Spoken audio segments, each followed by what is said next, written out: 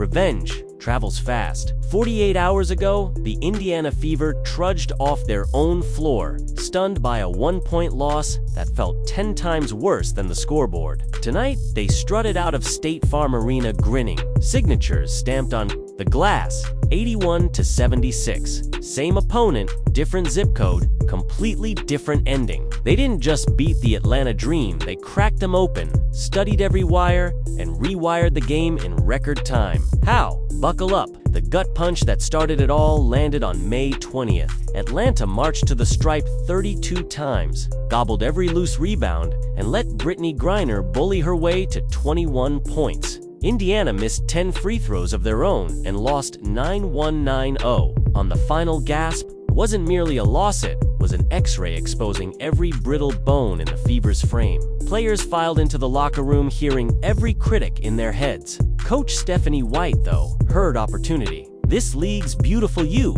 Get embarrassed. Then you get a rematch," she told reporters. Eyes already burning holes in footage that hadn't been clipped yet. Wednesday was no practice, it was a controlled burn. Strength coaches cranked. The weight room, assistants diagrammed swarmed double teams, and veterans reminded rookies what revenge hoops feel like on the road. White's mantra spread like wildfire. Collective muscle beats individual height. A wheels up to Atlanta. The cabin buzzed louder than the engines. Players traded scouting secrets like contraband, force baseline, help from the high side. If Griner spins middle, slap at the dribble knot. The shot. All plans dissolve on the first whistle, lest the plan is chaos. From the opening tip, Brittney Griner looked surrounded by shadows. Indiana sent help from corners, from weak side guards, from angles that dared geometry to keep up. Every catch arrived with elbows in her ribs, hands raking at the ball, and bodies willing to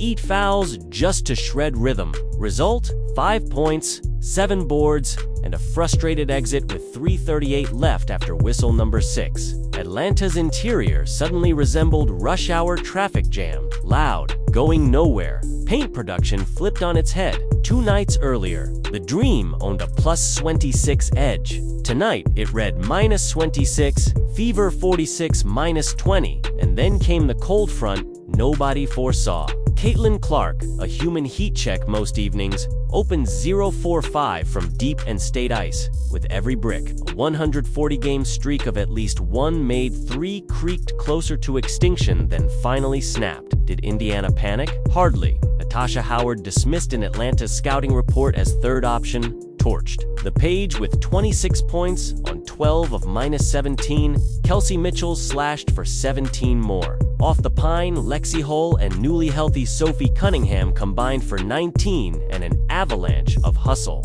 The bench outscored Atlanta's reserves by 16. Depth isn't a statin till it wins you the road game. Your superstar can't rescue mid-4th, okay? The night's defining spark wasn't a bucket. Ryan Howard hip-checked Clark near midcourt. Whistle. Words. Cameras caught Clark curling a grin, leaning in, and spitting 5 syllables that detonated online. "I'm not scared of you." It's punctuated by a sarcastic thumbs up. The arena gasped. Twitter imploded, and Indiana's pulse spiked. Next 3 possessions. Turnover, transition lup, offensive foul drawn, momentum, re-dash defined, look past the final score. Rebounds flipped 41-37 Fever. Atlanta's shooting sank to 36%. Indiana hammered the paint. 46-20. They held the Dream to 20 second-half points inside after surrendering 46 total on Tuesday. Ugly? Absolutely. Championship teams hug ugly like insulation. It keeps the cold out. Cute White even unleashed.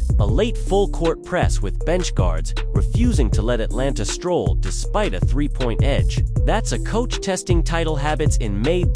And speaking of May, this is only Act 1 of the soap opera. Clark's rookie year jawing with Angel Reese, still simmering. Now the clip of her barking at Ryan Howard races across feeds worldwide. Comment sections explode. Is Clark a menace or a marketing miracle? Meanwhile, pundits wonder whether the streak snap signals a slump or the calm before her next volcanic outburst. Love her or loathe her, eyeballs flock.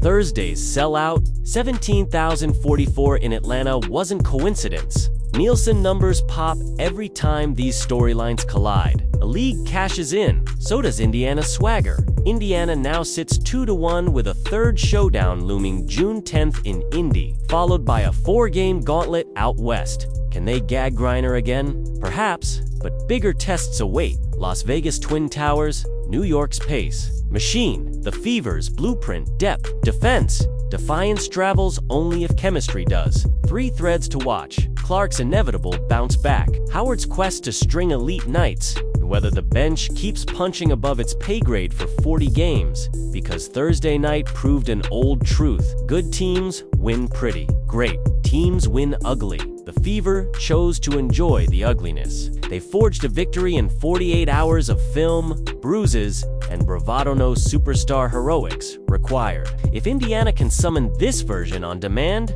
the 2025 championship picture just gained a neon red exclamation mark. So what do you think? Did the Fever announce themselves as true contenders? Or was this one spicy night in May? Sound off below. Hammer that subscribe and flip on notifications, because the rematch lands in Indy June 10th, and revenge season isn't over yet. Thanks for watching. See you courtside.